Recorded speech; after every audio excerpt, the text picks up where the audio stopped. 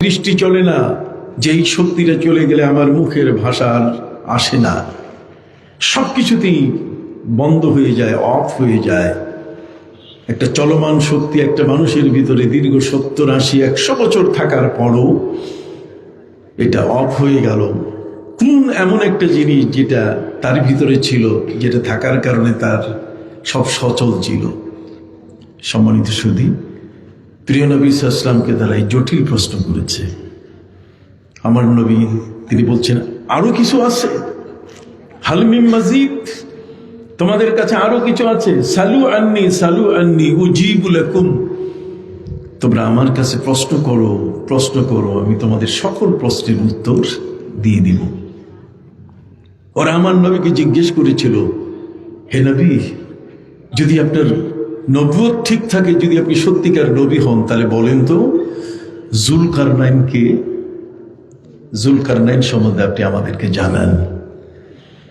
নবী করিম সাল্লাল্লাহু আলাইহি ওয়াসাল্লামকে তারা প্রশ্ন করেছে সৌরমণ্ডল সম্বন্ধে, যে আকাশের চাঁদ সম্বন্ধে আপনাকে 2টা প্রশ্ন করব। কয়টা? আপনি আমার কথা বুঝেন তো? 2টা প্রশ্ন করব।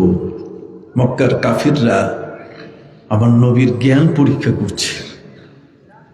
সেই যুগে কোনো লেখাপড়া ছিল না, কোনো বিশ্ববিদ্যালয় ছিল না।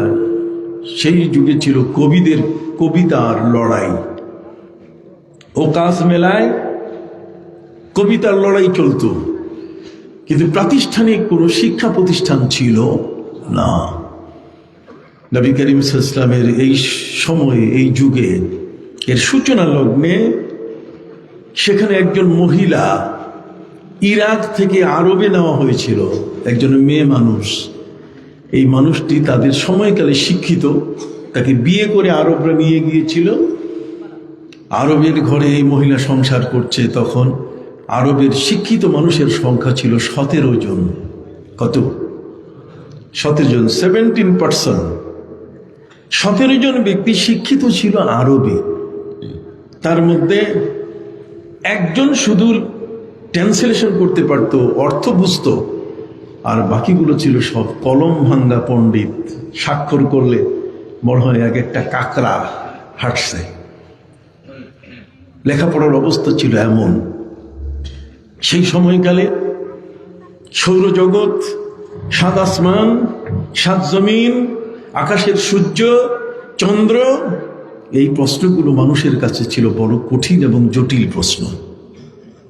অতএব তারা কৌশল করে আরবের লোকেরা আমাদের প্রিয় নবী সাল্লাল্লাহু আলাইহি ওয়াসাল্লামকে আকাশ সম্বন্ধে, সৌরজগৎ সম্বন্ধে 2টা প্রশ্ন করলো। তার মধ্যে একটি হলো চন্দ্রকে নিয়ে, চাঁদকে নিয়ে, যে আপনি বলেন তো এই চাঁদটা বাড়ে কেন, কমে কেন?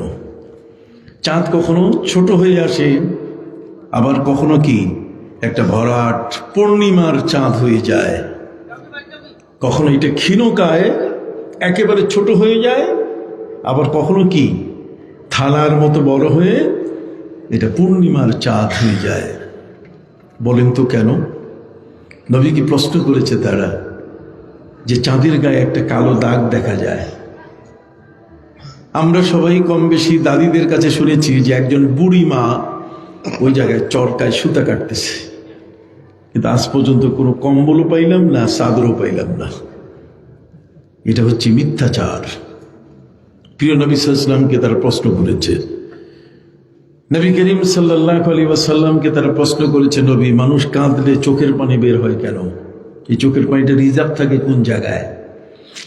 যারা এতদিন ডাক্তারি করেছে, মরাকাটা বিজ্ঞান, অ্যানাটমি বিজ্ঞান, মানুষের দেহ বিশেষজ্ঞ যারা, তাদের পক্ষেও কি বলা এটা সম্ভব যে চোখের পানিটা নির্ঝরণীর মতো, ঝর্ণার মতো চোখ থেকে গাল বেয়ে পড়তে পড়তে নিচে পড়তে থাকে? এই পানিটা আসে কোত্থেকে? নবী করিম সাল্লাল্লাহু আলাইহি ওয়াসাল্লামকে এই ধরনের প্রশ্ন করতে করতে একজন ব্যক্তি মাঝখানে দাঁড়িয়ে গিয়ে বলছে, বলেন তো আমার বাপকে? আপনারা যারা এখানে বসে আছেন, খোদার কসম আপনাদের কারো বাপের নাম আমি বলতে পারবো না, আর আপনারাও কেউ আমার বাপের নাম বলতে পারবেন না।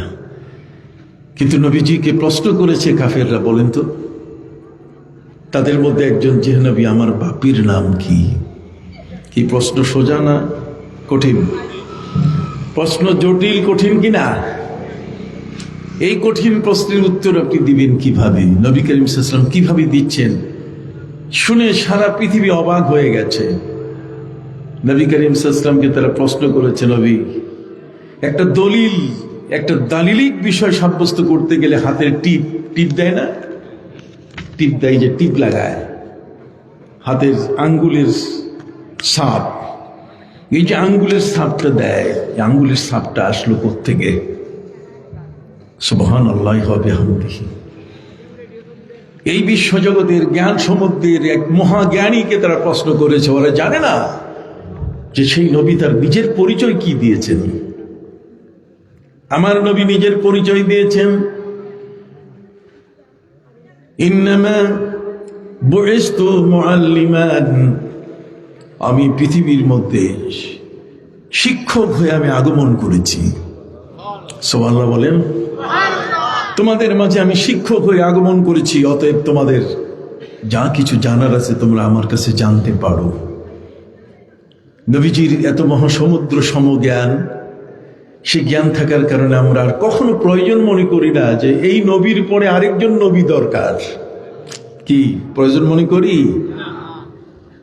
এমন একখানা আসমানি কিতাব আল্লাহ আমাদেরকে দিয়েছেন, যে আসমানি কিতাবখানা প্রাপ্তির পরে আমাদের মনে কখনো আসে না যে আরেকখানা আসমানি গ্রন্থ আসা উচিত।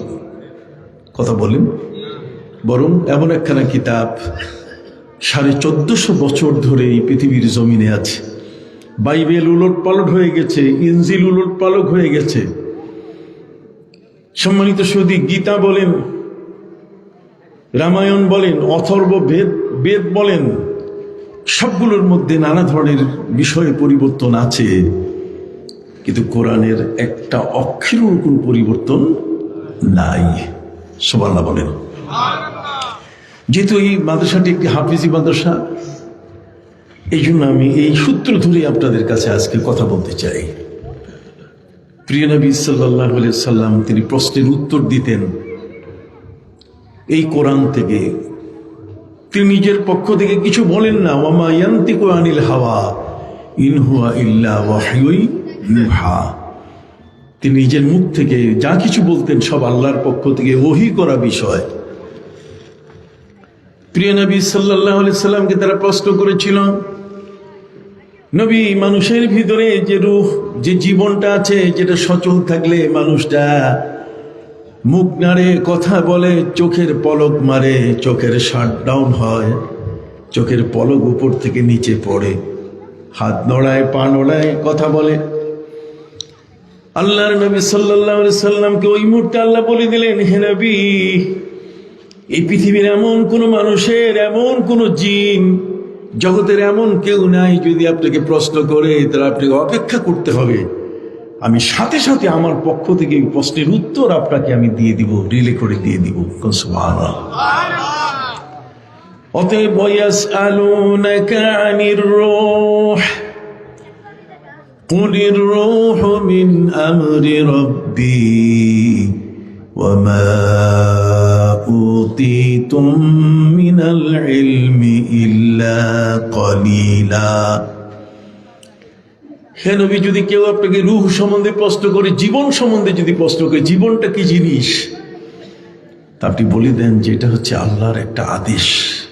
আল্লাহর কি এই আদেশটা, এটা রূপ ধারণ করে।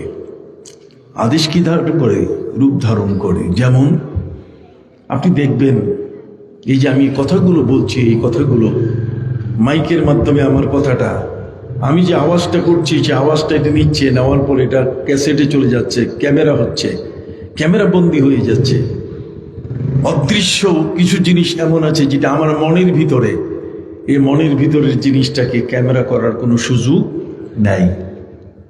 আমি বাহ্যিক হাত ধরাচ্ছি, ক্যামেরা এটা ছবি হয়ে যাচ্ছে, কিন্তু আমার ভিতরে যে আমার মনটা আছে, মনের ভিতরে যে আমার কতগুলো চিন্তা আছে, গুঞ্জন আছে, এগুলোর ক্যামেরা কিন্তু সে করতে পারে না।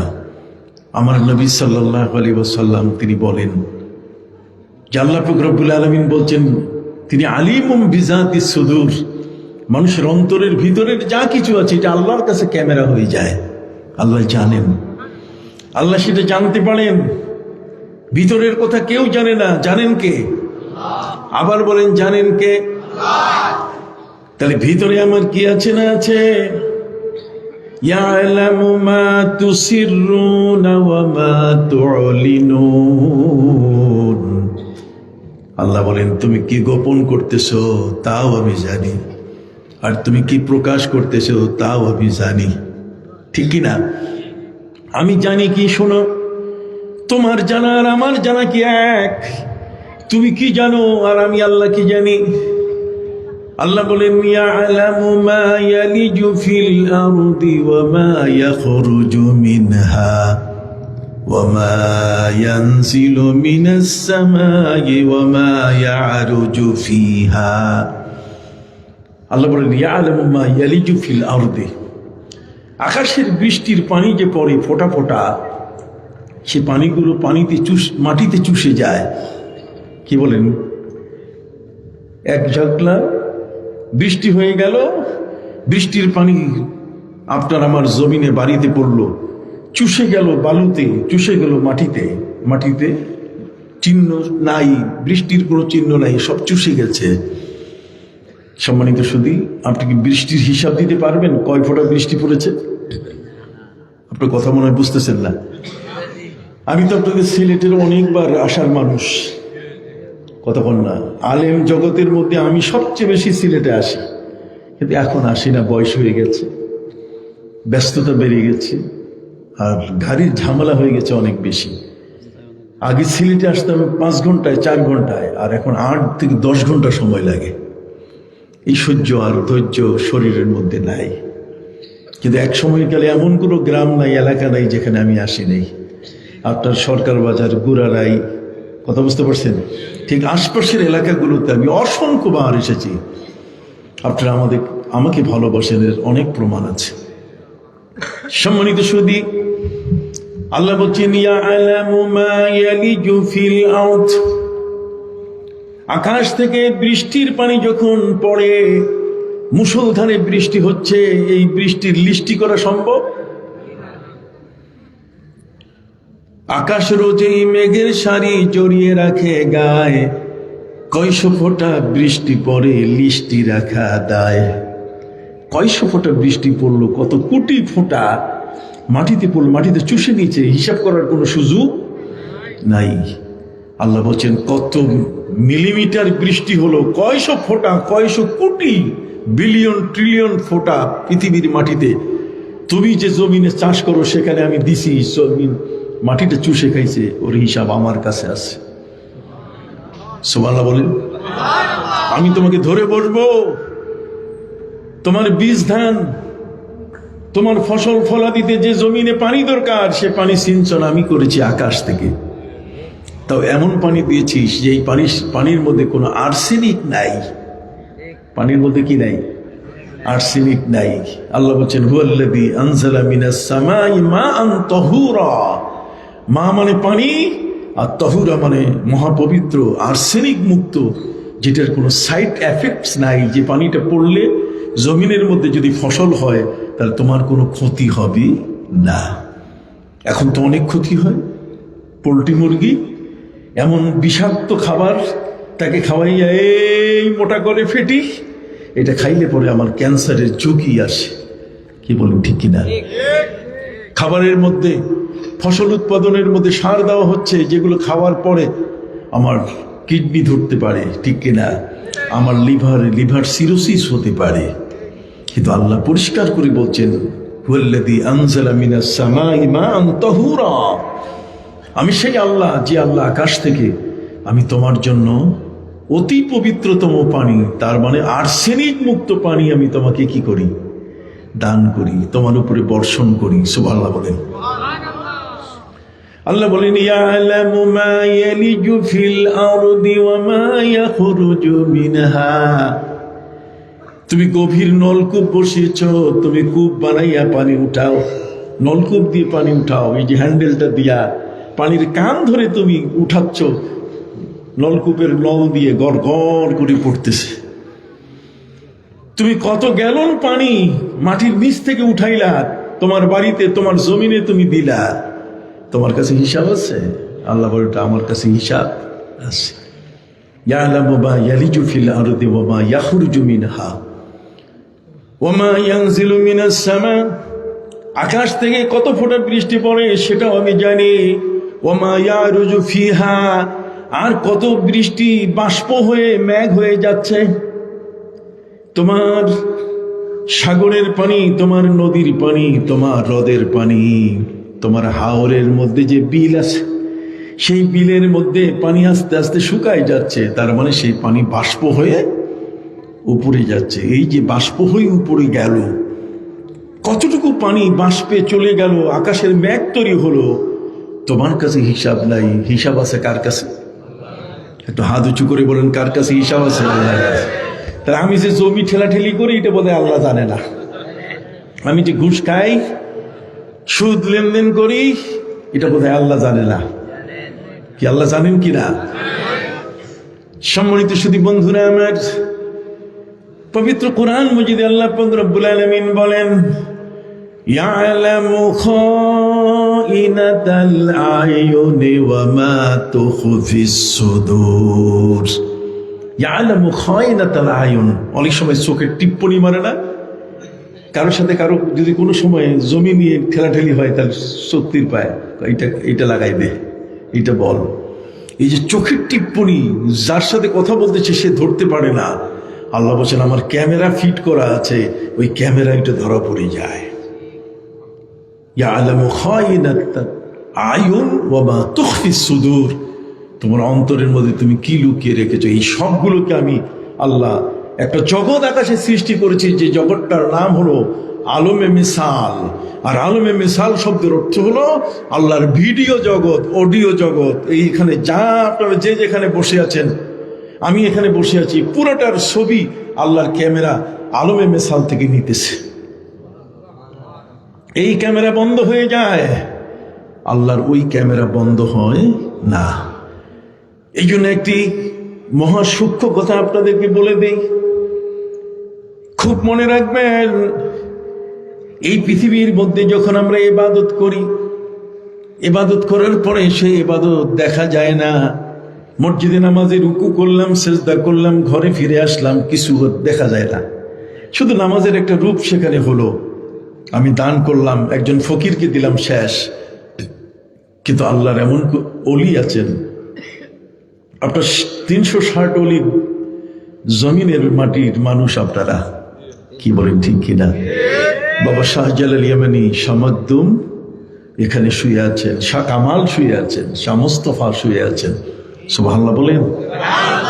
শাহ পরাণ শুয়ে আছেন ওই টিলাগড়ে। সম্মানিত শুধু 360 অলির দেশের মানুষ, আপনারা, এই মাটি আপনার গায়ে লাগে, এই মাটি আপনার ফসল ফেলায়। সম্মানিত সুধী, আমি আপনাদেরকে বলি, আল্লাহর এমন কিছু অলি বান্দা আছেন, নামাজ পড়লে পরে যখন নামাজ শেষ করেন, আকাশের দিকে তাকালে আলমে মিসাল যেখানে ভিডিও হচ্ছে, ওই আল্লাহর অলি দেখতে পান, বুঝতে পারেন যে তার নামাজটার রূপটা কিভাবে আল্লাহ সেখানে তার রূপ দিয়ে সেখানে রেখে দিলেন। আপনি তাকের মধ্যে যেমন সাজাইয়া সাজাইয়া বই রাখেন, আপনার গ্লাস রাখেন, আপনার সরঞ্জামাদি রাখেন, আপনার প্রত্যেকটি ইবাদত আকাশে এক একটা ছবি হয়ে যাচ্ছে, এক একটা রূপ ধারণ করছে, রুকু সেজদার একটা রূপ কিয়ামতের ময়দানে। এগুলোকে নিয়ে ওয়া নাযাউল মাওয়াজিন আল কিসত, ইনসাফের পাল্লায় এগুলো রাখা হবে। আপনি মুখ দিয়ে যা বলেছেন, আপনি তেলাওয়াত করেছেন, আপনি তেলাওয়াত করার কারণে তেলাওয়াতের একটা রূপ হয়ে গেছে, ওই রূপটা আল্লাহ রেখে দিয়েছেন। কন্যা সুবহানাল্লাহ। সম্মানিত সুধী বন্ধুরা আমার নবীকে প্রশ্ন করা হলো, হে নবী, রূহ কি জিনিস যেটা দিয়ে মানুষ চলাফেরা করে, উঠা বসা করে? নবী করিম সাল্লাল্লাহু আলাইহি ওয়াসাল্লাম বলেন যে রূহ হচ্ছে আল্লাহর আদেশ, আর আল্লাহর আদেশটা এটা রূপ ধারণ করে আমাদের দেহের ভিতরে প্রবেশ করে দেওয়া আছে। কেমন? যেমন আপনারা সবাই বলেন, এই যে একটা লোহা, এই লোহার মধ্যে যদি আমি আঙ্গুল দিয়ে এটাতে ঠেলতে চাই, তাহলে এটাকে ভেদ করা যাবে, ছিদ্র করা যাবে? আমি আঙ্গুল দিয়ে পারবো ছিদ্র করতে? কথা বলছেন না কেন? এই যে লোহাটা আমি কি ছিদ্র করতে পারবো? লোহা ছিদ্র করে আমার আঙ্গুল ঢুকাতে পারবো না।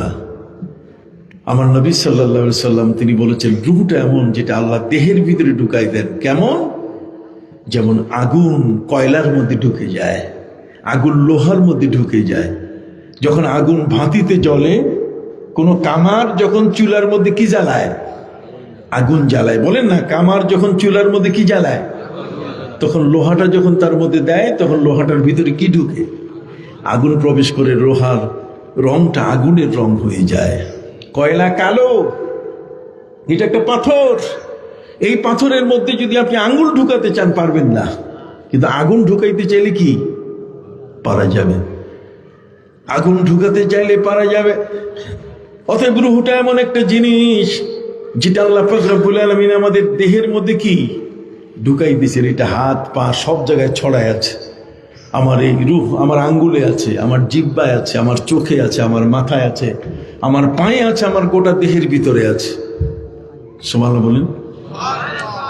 যখন কোনো মানুষ মারা যায়, তখন সেই রূহটাকে ফেরেশতা তার দেহ থেকে খুলে ফেলে। তখন ওই মানুষটা নিথর নীরব হয়ে যায়। প্রিয় নবী সাল্লাল্লাহু আলাইহি ওয়াসাল্লামকে প্রশ্ন করা হয়েছে, হে নবী, আপনি বলেন তো, আকাশের যে চাঁদ, কথা বলেন না, এই আকাশের চাঁদ, এটার কালো দাগটা কিসের? প্রিয় নবী সাল্লাল্লাহু আলাইহি ওয়াসাল্লামকে তারা মনে করেছিল যে তার উত্তর দিতে পারবেন না।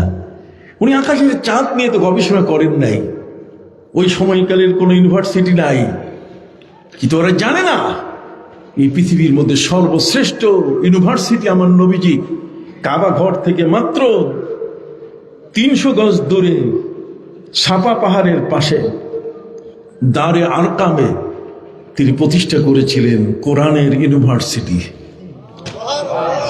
কিসের ইউনিভার্সিটি? কোরআনের ইউনিভার্সিটি নবীজি তৈরি করে দিয়েছিলেন। সে কোরআন ইউনিভার্সিটির তিনি ছিলেন চ্যান্সেলর। তিনি ছিলেন কি? চ্যান্সেলর। চ্যান্সেলর বুঝেন তো?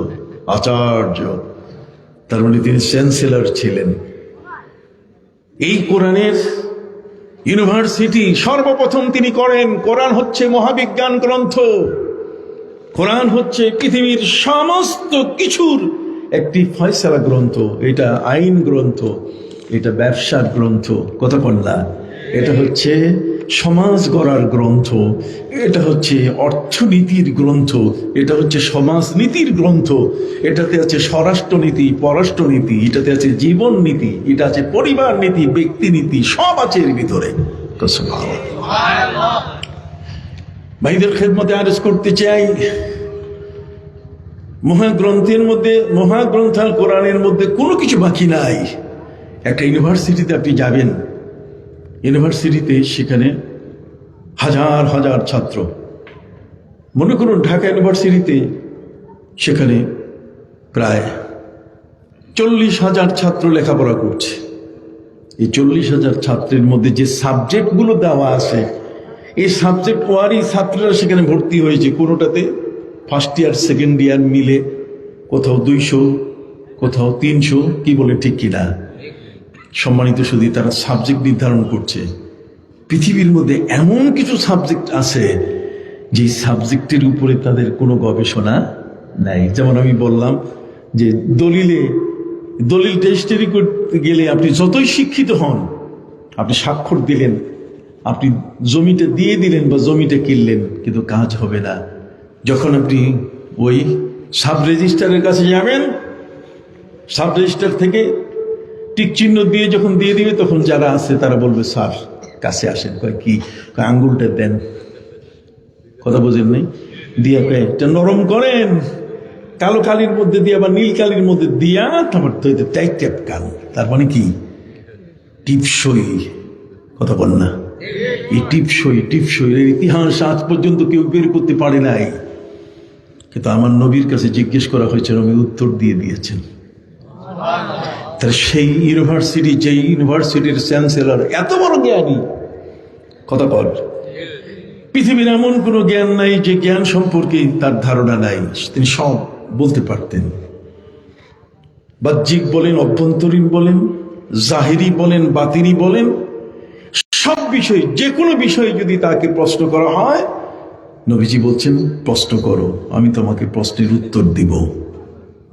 অতএব নবীকে প্রশ্ন করা হয়েছে চাঁদের গায়ে কালো দাগটা কিসের? নবীকে প্রশ্ন করা হয়েছে চন্দ্র ঠিক অনুরূপভাবে সূর্য নিয়ে, যে পৃথিবীর মধ্যে এমন একটা জায়গার নাম বলেন যেখানে সূর্যের আলো একবার পড়েছে আর কিয়ামতের আগ পর্যন্ত আর কোনোদিন সূর্যের আলো সেখানে পড়বে না, সূর্যের আলো সেখানে যাবে না, সে জায়গাটি আপনি বলেন। কত বড় কঠিন ব্যাপার। আমরা তো এখন খুব সাধারণভাবে টুপি দাঁড়িয়ে আর পোশাক পরলেই মুসলমান। কথা কন। প্রিয় নবী সাল্লাল্লাহু আলাইহি সাল্লাম তাদেরকে উত্তর দিলেন, শোনো, হযরত নবী মুসা আলাইহিস সালাতু সালাম যখন ফিরআউনের অত্যাচার থেকে মুক্তি লাভের জন্য নীল দরিয়া পার হচ্ছিলেন, তখন আল্লাহ পাক রব্বুল আলামিন নীল দরিয়ার উপরে নবী মুসাকে তার লাঠি মারার জন্য আদেশ দিয়ে দিলেন, মুসা তুমি তোমার লাঠি দিয়ে আঘাত করো। লাঠি দিয়ে আঘাত করলে নীল নদ দুইটা ভাগ হয়ে যাবে, এর ভিতর দিয়ে যে রাস্তা তৈরি হবে এই রাস্তা দিয়ে তুমি পার হয়ে যাও। নবী মুসা আলাইহিস সালাম ওই রাস্তা দিয়ে যখন তিনি পার হওয়া শুরু করছিলেন তখন সূর্যের আলো সেখানে পড়েছিল। মুসা নবী পার হয়ে গেছেন, ফিরআউন পিছনে আসতেছে, মুসা দাঁড়াও। মুসা নবী বলছে আসো, কাছে আসো। কাছে আসতে আসতে যখন মাঝখানে এসে গেছে, নবী মুসা পার হয়ে গেছেন, তখন আল্লাহ পাক রব্বুল আলামিন বলছেন হাত্তা ইজা আদরাকাহুল গারাক, দুই প্রান্তের পানি তাকে ধরে চুবানো শুরু করলো, এমন ভাবে চুবানি দেওয়া শুরু করলো, সুবাইতে সুবাইতে নাক মুখ যা আছে সব পানি দিয়ে পেট ফুটবল হয়ে গেল। কথা বল না, একেবারে গাজি ট্যাঙ্কি এত বড় পেট, সব পানি দিয়া তার নাক মুখ দিয়ে পানি দিয়ে তার পেট ফুটবল হয়ে গেছে। এখন এমন একটা কঠিন সময়, ফিরআউন দেখলো যে আমার বাঁচার উপায় নাই, মুসাকে ধরতে যেয়ে নিজে বিপদে পড়ছে। এখন ফিরআউন এ তো ছিল শয়তান বাটপার, ফিরআউন ওই মুহূর্তে বললো যে আল্লাহকে কোনোভাবেই রাজি করা যায় কিনা। আল্লাহকে রাজি করতে গিয়ে সে এখন ঈমান প্রকাশ করতেছে। সে ডাক দিয়ে বলতেছে আমানতু আন্নাহু লা ইলাহা ইল্লাল্লাযী আমানাত বিহি বানু ইসরাঈল ওয়া আনা মিনাল মুসলিমিন। কথা বুঝেন না? মুসা আলাইহিস সালামের পিছু অনুসরণ করতে যাই, তাকে ধরতে যাইয়া, ধরলে তো মার্ডার করে ফেলতো। কথা বল না। কিন্তু আল্লাহ নবী মুসাকে পার করে দিলেন, পানির মাঝখান দিয়ে রাস্তা হয়ে যায়, নৌকা ছাড়া ফেরি ছাড়া এমনি এমনি পার হওয়া যায়। আল্লাহর হুকুমে যে পার হওয়া যায়, আল্লাহ যে রাস্তা তৈরি করে দিতে পারেন, এটা মুসলমানের ঈমান। আবার ইচ্ছা করলে সেই পানির উপর দিয়ে আল্লাহ তাআলা তিনি পায়ে হেঁটে দৌড়াইয়া নদী পার করাই দিতে পারেন। ক্ষমতা কার? আবার জোরে বলেন ক্ষমতা কার? সিরিয়ার পাশের যে নদী, সেই নদীটার নাম হলো দাজলা নদী, সেটার নাম হলো তাইগ্রিস নদী। তাইগ্রিস নদী হলো সিরিয়ার পাশে। পৃথিবীর যত বড় বড় শহর আছে তার পাশে নদী আছে। কথা বলেন। যেমন চিটাগাং শহরের পাশে যে নদীটা আছে সেটার নাম হলো কর্ণফুলী।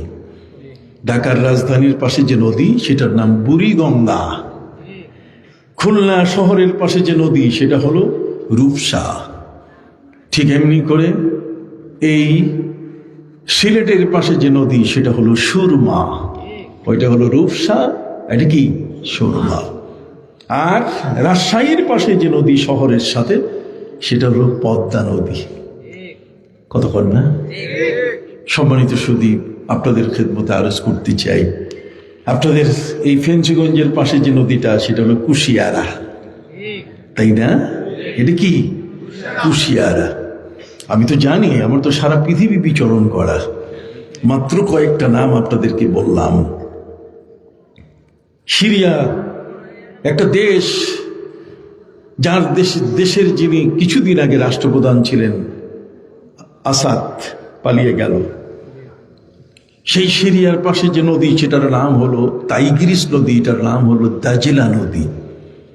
সিরিয়ায় যখন মুসলমানদের উপর অত্যাচার হচ্ছে নবীর যুগের ওই সময়কালে, তখন মুসলমানরা মদিনায় বসে নবীর সাহাবীরা শুনলেন যে দামেস্কে মুসলমানদের উপর অত্যাচার হচ্ছে। তখন নবী করিম সাল্লাল্লাহু আলাইহি ওয়াসাল্লামের সাহাবী হযরতে আমর ইবনে আস তিনি নবী সাহাবীদেরকে বললেন যে মুসলমানদের উপরে অত্যাচার করতেছে সিরিয়ায় খ্রিস্টানরা, তাহলে চলো আমরা মুসলমানের পক্ষ নিয়ে সেখানে যুদ্ধ করব। কে আছো তোমরা? একজন দুইজন ভাবে হতে হতে 300 জন পেয়ে গেলেন। কতজন? 300 জন ঘোড়ার পিঠের উপরে সওয়ার, টক টক করে ঘোড়ার উপরে চড়ে যখন তারা সিরিয়ার দামেস্কের পাশে চলে আসলেন, তখন দেখলেন যে ওপারে দামেস্কে যেতে বিশাল তাইগ্রিস নদী, দাজলা নদী। এই দাজলা নদী পার হওয়া বড় কঠিন। মুসলমানরা সেখানে আসতেছে, এপারে যেন পার হতে না পারে, এই জন্য খ্রিস্টানরা মাঝিমাল্লা, পুল, কালভার্ট, ব্রিজ সব ভেঙে ফেলেছে যাতে মুসলমানরা আসতে না পারে। মুসলমানকে বাধা দিয়ে আটকানো যায়? একটু হাত উঁচু করে বলে আটকানো যায়? हम तो मुसलमान हैं, पीछे हटने वाले नहीं। हम तो मुसलमान हैं, पीछे हटने वाले नहीं। सीने हैं सामने, सरनगू करने वाले नहीं। আমরা মুসলমান, আমরা কখনো মাথা নত করতে জানি না। সুবহানাল্লাহ বলেন। আমরা সামনে ছাড়া পিছনে হাঁটতে জানি না। আল্লামা ইকবাল বলেছেন, বাতিল সে দবনে ওয়ালে আয়াসিমা নেহি হাম, বাতিল সে দবনে ওয়ালে আয়াসিমা নেহি হাম, सद बार कर चुका तू इम्तिहा हमारा। বাতিলের কাছে, বাতিলের ভয়ে ইসলাম প্রচার করা বন্ধ করেছি। কথা বল। বাতিলের ভয়ে ইসলামকে ধারণ করেছি, বাতিলের সাথে একমত হই নাই। কথা বল নাই। পূজা মণ্ডপে যাইয়া এক হয়ে গেছি তা কিন্তু না। কথা বল না। বাতিল বাতিল, বাতিলের সাথে কোনোদিন আমি এক হতে পারি। আমার পরিচয় আলাদা, আমার পরিচয় আমি মুসলিম। কথা বল না। আমার পরিচয় কি? আমি কি? हम मुस्लिम हैं। चीन अरब हमारा, हिंदुस्तान हमारा। चीन अरब हमारा, हिंदुस्तान हमारा। हम मुस्लिम है, सारी दुनिया है हमारा। চীন আমাদের, আরব আমাদের, হিন্দুস্তান আমাদের, সারা পৃথিবী আমাদের, সূর্যের উদয়ন থেকে অস্তাচল পর্যন্ত সারা জগৎ আমাদের। আমরা মুসলমান। আমরা কি? এই মুসলমানের এত শক্তি আসলো কোত্থেকে? মুসলমানের ভিতরে একটা পরাশক্তি আছে, একটা বিশাল বড় শক্তি আছে, আর সেই শক্তিটার নাম হলো ঈমান। সেই শক্তিটার নাম কি? আবার বলেন, শক্তিটার নাম কি? ঈমান যত দুর্বল হবে তত বাতিলের কাছে যাবে। ঈমান যত দুর্বল হবে, আল্লাহকে যত ছেড়ে দিবে, তত সে বাতিলের কাছে, শয়তানের দিকে তত বেশি সে কি ধাবিত হবে। কথা বল না। আল্লাহ নূর ছেড়ে দিলে সে অন্ধকারের দিকে ধাবিত হবে। কথা বুঝতে পারছেন? এই জন্য একজন বুজুর্গ একটা কুত্তারে জিজ্ঞেস করছে। কাকে? কুকুর। বুঝেন নাই? একটা কুত্তারে জিজ্ঞেস করছে যে তুমি যেভাবে প্রভু ভক্ত, তুমি যেভাবে তোমার মুনিবকে ভক্তি করো, তোমার ভক্তিটা এত বড় যে সারা পৃথিবীর সমস্ত ধর্মের মানুষ তোমার প্রশংসা করে। মানে একজন বুজুর্গ, একজন আল্লাহওয়ালা জিজ্ঞেস করতেছে একটা কুত্তাকে, একটা কুকুরকে, যে তুমি এত প্রভু ভক্ত যে তোমার এই প্রভু ভক্তির কারণে সারা পৃথিবীতে তোমার সুনাম। কিন্তু দুইটা জিনিস তুমি যদি বাদ দিতে খুব ভালো হইতো। দুইটা জিনিস খুব আপত্তিজনক। কুত্তারে বলতেছে বুজুর্গ। কই কি? একটা হচ্ছে তুমি দেওয়ালে পেশাব করো। কিসে? আপনার কথা বলতেছেন না। কিসে? তুমি দেয়ালে পেশাব করো। তারপর আরেকটা হলো যে তুমি ফকির দেখলে ঘেউ ঘেউ করো। তো এই তোমার এই দুইটা স্বভাব যদি না থাকে তো তোমার সে ভালো আর কেউ নাই। প্রাণীদের মধ্যে তুমি অনেক ভালো। আপনি জানেন মানুষ কুত্তা পালে কিন্তু শিয়াল পালে না। কথা বলে না? মানুষ কি পালে? কুত্তা পালে কিন্তু শিয়াল পালে না। শিয়াল এটা চোর, শিয়াল হচ্ছে বিশ্বাসঘাতক, শিয়াল হচ্ছে আপনার মুরগি চুরি করে খাবে আপনার সব। নবীর যুগে শিয়াল হলো আবু জাহাল, আর নবীর যুগে আল আমিন হলেন আমার নবী মুহাম্মদুর রাসূলুল্লাহ সাল্লাল্লাহু আলাইহি ওয়াসাল্লাম। শিয়ালকে পাললে সে আপনার ক্ষতি করবে, কথা বল না, বিশ্বাসঘাতক। কিন্তু কুকুর যদি হয় তাহলে পানির মধ্যে যদি পড়ে যায় সেখানেও গিয়ে সে আপনাকে উদ্ধার করার চেষ্টা করবে। অতএব কুকুরের প্রতি মানুষের ভক্তি আছে। কুকুর মানুষকে ভালো জানে। ভজনে প্রভূত শক্তি, অল্পে তুষ্ট মন, সুগভীর নিদ্রা আর শীঘ্র জাগরণ, পরাক্রম প্রভু ভক্তি এ 6 লক্ষণ, শিখিবে কুকুর হতে করিয়া যতন। কথা কন না? ভজনে প্রভূত শক্তি, আপনি তাকে খাইতে দিবেন না, বলবে না, খাইতেই থাকবে। আর যদি অল্প খাবার দেন কোনোদিন সে মিছিল করবে না যে আমার আরো দেন। ভজনে প্রভূত শক্তি, ভোজন মানে খাওয়া, ভোজনে প্রভূত শক্তি মানে যা দিবেন খাইতেই থাকবে, এত এনার্জি। অল্পে তুষ্ট মন, যদি অল্প দেন তাতে সে খুশি। সুগভীর নিদ্রা আর শীঘ্র জাগরণ, ছাইয়ের মধ্যে যখন ঘুমায় তখন মনে হয় ও আর উঠবে না পিটান ছাড়া। কিন্তু যখনই আপনি তাকে রাত 3টার সময় ডাকবেন, আতু আতু আসো উঠো, সাথে সাথে গা ঝাড়া দিয়ে সে একটা জীবন্ত ফৌজের মতো সে দাঁড়িয়ে যায়। ভজনে প্রভূত শক্তি, অল্পে তুষ্ট মন, সুগভীর নিদ্রার শীঘ্র জাগরণ, পরাক্রম প্রভু ভক্তি। তার মনিব যদি বলে ধরো, তাহলে সে নিজের জীবনের দিকে তাকাবে না, ধরে ফেলবে। কথা বল না? পরাক্রম প্রভু ভক্তি এ 6 লক্ষণ, শিখিবে কুকুর হতে করিয়া যতন। সেই কুকুরকে আল্লাহর ওলি, আল্লাহর ওলিরা, কিছু ওলি তো এমন আছে যাদেরকে আল্লাহ আধ্যাত্মিক ক্ষমতা দিয়েছেন, তারা কথা বলতে পারে। প্রাণী জগতের সাথে নবী কথা বলেছেন। নবী সুলাইমান আলাইহিস সালাম তিনি পিঁপড়ার সাথে কথা বলেছেন, হুদহুদ পাখির সাথে কথা বলেছেন। কি বলেন, ঠিক না? তিনি বলেছেন, নবী সুলাইমান আলাইহিস সালাম তিনি বলেছেন, ইয়া আইয়ুহান নাস উল্লিমনা মানতিকাত তায়র, আমি প্রাণী জগতের ভাষা বুঝি। অতএব আল্লাহর সৃষ্টি এমন কোন প্রাণী নাই যে প্রাণীর ভাষা আমি বুঝি না। নবী যদি ভাষা বোঝে তো সেই নবীরই তো আমরা, ঠিক কিনা? আমাদের তো আল্লাহ তাআলা ভাষা বোঝার কি দিয়েছেন? ক্ষমতা দিয়েছেন। যদি সেই ক্ষমতা নাই থাকতো তো আমার প্রিয় নবী সাল্লাল্লাহু আলাইহি ওয়াসাল্লাম হরিণীর ভাষা তিনি বুঝতেন না। হরিণী আমার নবীকে বলছে যে আমার 2টো বাচ্চা দুধ খাওয়াই নাই, এই দুধ খাওয়াবার সময় হয়ে গেছে, কিন্তু শিকারী তো আমাকে নিয়ে আসছে। এখন আমাকে যদি আপনি বাচ্চা 2টাকে দুধ খাওয়াইয়া ফিরে আসার মতো একটু দায়িত্ব নেন, আপনি যদি আমার জিম্মেদার হন, তার মানে গ্রান্টার। জোরে বলেন কি? আপনার বুঝেন কিনা ভাই? কষ্ট হচ্ছে কি? আমি তো বুঝি আপনার কি চান, কথা বুঝতে পারছেন? গ্রান্টার, ওই যে আপনি ইয়ে থেকে ওই বিভিন্ন কোম্পানি থেকে মাল নেন, গ্রান্টার থাকতে হবে, ঠিক কিনা? যদি ওই লোকটা পালাই যায় তাহলে টাকা দিতে হবে। নবীজিকে অনুরোধ করলো সেই হরিণী যে আপনি আমার গ্রান্টার হয়ে যান, আপনি আমাকে একটু ছেড়ে দেওয়ার ব্যবস্থা করেন, বাচ্চা দুটোকে দুধ খাওয়াইয়া আমি আসব।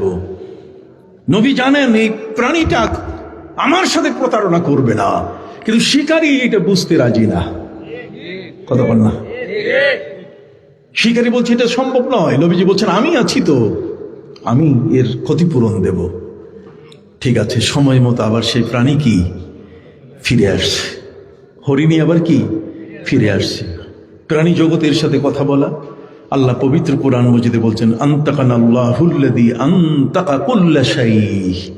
কথা বুঝেন নাই? আল্লাহ তাআলা যদি ইচ্ছে করেন তিনি কিয়ামতের ময়দানে যেমন হাঁটু থেকে কথা নেবেন, আলিয়াউমা নাখতিমু আলা আফওয়াহিহিম ওয়া তুকাল্লিমুনা আইদিহিম ওয়া তাশহাদু আরজুলুহুম বিমা কানু ইয়াকসিবুন। অঙ্গ প্রত্যঙ্গ যে কোনো খান থেকে আল্লাহ কথা বের করতে পারেন। সেই বুজুর্গ কি কুকুরকে বলল, কুকুর তুমি যে প্রভু ভক্ত, তোমার ভক্তি যে বেশি, এই ব্যাপারে তোমার সুনাম আছে সারা পৃথিবীতে। হিন্দু, বৌদ্ধ, খ্রিস্টান, মুসলমান সবাই তোমাকে প্রশংসা করে। দুইটা স্বভাব তোমার খারাপ। একটা হলো তুমি কি দেওয়ালে পেশাব করো, আরেকটা হলো ফকির পাইলে, ফকির যদি আসে তাহলে কি কও, ঘেউ ঘেউ করো। কুত্তা বলে, যদি আপনি মনে কিছু না আনেন তাহলে আমি উত্তর দিব। ঠিক আছে, উত্তর দাও। কয়, আমি দেওয়ালে পেশাব করি এই কারণে আমার মনের মধ্যে ভয় যে এই যে জমিনটা আছে, এই যে যেখানে বসে আছেন আপনারা সমান, যে ওয়াল নাকি ওয়াল এরকম হয়, আর জমিন হয় সমান, নিচে বসা যায়। কই যেই জমিনটা আছে এই জমিনের মধ্যে আল্লাহর কোনো বান্দা যদি সেজদা করে থাকে, আর সেজদায় যদি আমি পেশাব করে দেই, এটা আমার কাছে ভালো লাগে না। এই জন্য দেয়ালে পেশাব করি, দেয়ালটাতে আর কেউ সেজদা করে নেই। কথা বল না? যেই জায়গায় পেশাব করি, যদি নিচে পেশাব করি, তাহলে কারো সেজদার উপরে, যদি ওই জমিনটার উপরে যদি পেশাব করি, তাহলে এটা আমার জন্য বড় বদনাম। আর ফকির আসলে ঘেউ ঘেউ করি কেন? ওই ফকির আসলে ঘেউ ঘেউ করি এই কারণে যে ওই ফকিরটা ও মানুষের কাছে চাইতে আসছে, ও চাবে আল্লাহর কাছে। এই জন্য আমি ঘেউ ঘেউ কইয়া ওর পিছনে আমি ওকে তাড়াই দিই। তুমি মানুষের কাছে চাচ্ছ কেন? তুমি চাইবে কার কাছে? আল্লাহর কাছে। বুজুর্গ বলেন, হায় হায় হায়, এক একজনের ভাষা, আল্লাহর প্রেম তো এক এক রকম, ঠিক কিনা? ঝিঝি পোকা সর্বদাই ঝিঝিরব করে, ঝিঝি পোকা সর্বদাই ঝিঝিরব করে, ঝরঝর নরে বৃক্ষ অতি মৃদু স্বরে, ঝিম ঝিম করে গিরি শুনিতে মধুর, আর কিছু নহে উহা কেবল জিকিরে প্রভুর। ঝিঝি পোকাটা আল্লাহর প্রেম নিবেদন করতেছে ঝিঝি শব্দ দিয়া, কিন্তু আমরা মনে করি যেটাতে বোধ হয় সে একটা আওয়াজ, গান গাইতেছে। আমার কানে গান, আর তার ভাষায় সে আল্লাহর প্রশংসা করছে। সুবহানাল্লাহ বলেন। আমার ভাষায় কি গান, আর তার ভাষায় সে আল্লাহর গুণগান করছে। সুবহানাল্লাহ বলেন। ঝিঝি পোকা সর্বদাই ঝিঝি রব করে, ঝড়ঝড় নরে বৃক্ষ অতি মৃদু স্বরে। বাতাস হলে গাছের পাতা যখন ঝরঝর করে নড়ে, আমরা মনে করি এটা বাতাসে নড়াচ্ছে। আরে না, ওইটাতে সে আল্লাহর প্রেমে মগ্ন হয়ে সে আল্লাহর জিকিরে মশগুল হয়ে আছে। বুঝেন নাই? ঝিম ঝিম করে গিরি শুনিতে মধুর, আর কিছু নহে উহা কেবল জিকিরে প্রভুর। পাহাড়ি এলাকায় আপনি যাবেন, দেখবেন ঝিম ধরে আছে। কবি বলছেন এই ঝিম ধরে থাকাটাই সে আল্লাহর প্রেম নিবেদন করতেছে এই ভাষা দিয়ে। ঝিম ঝিম করে গিরি শুনিতে মধুর, আর কিছু নহে উহা কেবল জিকিরে প্রভুর। এসব ভেদের কথা জানে সেই জন, যাহাকে দিয়াছেন আল্লাহ বাতিনি শ্রবণ। যার অন্তর চক্ষু, অন্তর কান, শ্রবণ, ভিতরের কান যদি থাকে, তাহলে বাহ্যিক কানের চেয়ে ভিতরের কান দিয়ে আরেক রকম শোনা যাবে। বাবা, আপনার কথাগুলো বুঝতে পারছেন? কাজেই বান্দা চাইবে কার কাছে? আল্লাহকে। আবার বলেন, বান্দা চাইবে কার কাছে? আল্লাহ ছাড়া সে অন্য কারো কাছে যাবে না। এই জন্য আমাদের প্রিয় নবী সাল্লাল্লাহু আলাইহি ওয়াসাল্লাম তিনি বলেন, শোনো, এই জগতের মধ্যে আল্লাহর এমন সৃষ্টি নাই যে সৃষ্টি আল্লাহর কথা শোনে না। হযরত আমর ইবনে আস রাদিয়াল্লাহু তাআলা আনহু, সিরিয়ার জমিনে মুসলমানদের উপরে খ্রিস্টানরা অত্যাচার করছে। সে অত্যাচারে মুসলমানদেরকে বাঁচানো যায় কিভাবে, এই জন্য সিরিয়া থেকে সেই মদিনা কত দূরে, প্রায় 1 মাসের পথ। এই দূর পথ থেকে 300 জন ঘোড় সওয়ার নিয়ে তিনি আসতেছেন। ঘোড়ার পিঠে সওয়ার হয়ে 300 জন যোদ্ধা হাজির হয়ে গেলেন সিরিয়ার তাইগ্রিস নদীর ওই প্রান্তে। পারাপারের কোনো ব্যবস্থা নাই। কিভাবে সাহায্য করবেন নদী পার হতে না পারলে? এটা হচ্ছে খরস্রোতা নদী, এটা তেজ বেশি, এত বেশি স্রোত যে কেউ যদি নৌকা নিয়ে নামে তাহলে উজানে চলে যায়, ভাটিতে চলে যায়, উজান বাইতে হয় তার। কথা বুঝতে পারছে? সম্মানিত সুধী, হযরত আমর ইবনে আস রাদিয়াল্লাহু তাআলা আনহুর কাছে তার 300 জন সাথী বললেন, আমর, এই যে বিশাল নদী, পদ্মা নদী দেখেছেন কত বড়, মেঘনা কত বড়, এই প্রান্ত থেকে ওই প্রান্তে পার হওয়া বড় কঠিন, লঞ্চ ডুবে যায়, মানুষ ডুবে মরে। অতএব নবীর সাহাবীগণ বললেন যে আমরা তো কেউ সাঁতার জানি না। সুবহানাল্লাহ বলেন। হযরত আমর ইবনে আস রাদিয়াল্লাহু তাআলা আনহুর সাথে যে 300 জন যোদ্ধা সাহাবী, তারা কি জানতেন না? সাঁতার না জানলে কি 16 আনাই কি মিশা, কথা বল না। সাঁতার না জানলে 16 আনাই জীবন মিশা। অতএব হযরত আমরকে তারা বললেন যে এই পদ্মা নদী অর্থাৎ এই টাইগ্রিস নদী পার হয়ে ওপারে সিরিয়ার দামেস্কে ঢুকবো কি করে? হযরত আমর ইবনে আসকে তারা প্রশ্ন করলো যে আমরা কি ফিরে যাব আর সামনে যাব? আপনি নেতা, আপনি লিডার, আপনি বলেন। হযরত আমর ইবনে আস রাদিয়াল্লাহু আনহু বলছেন যে না, আমি কিছু বলবো না।